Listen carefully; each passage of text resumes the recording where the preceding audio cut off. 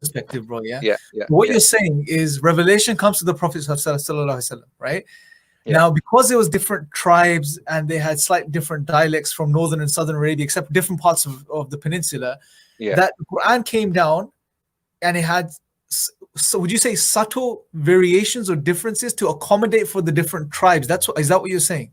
So Basically, it was to make the reading of the Quran, okay, convenient for the Arabs, because when Jibril brought the Quran in one mode, yeah, okay, the Prophet said, my people will not be able to read it.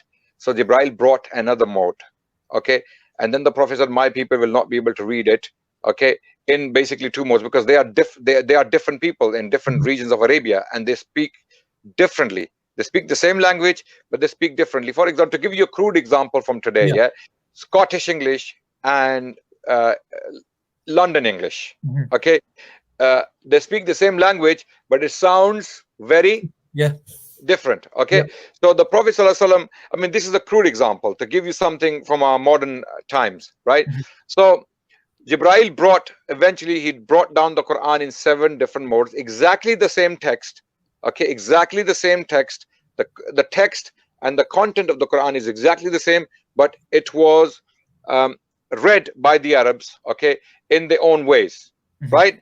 So there was slight flexibility, slight variation. Okay, those variations are well attested, well documented in the Islamic literature. What this professor was talking about. Okay, mhm, they have been acknowledged, attested. So this is pre-Uthmanic.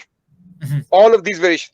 Then what happened? New Muslims, basically, when they came to Islam from Iraq and from Egypt, they started to read these, different modes of the Quran, and they started to dispute with each other as to which mode is more authoritative, or which particular pronunciation, or which particular style of reading.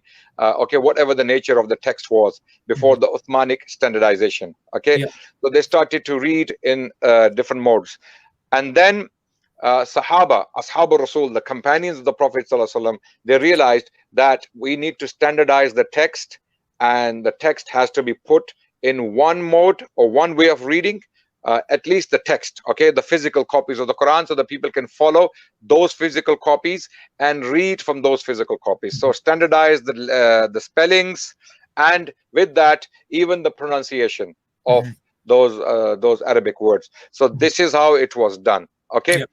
So I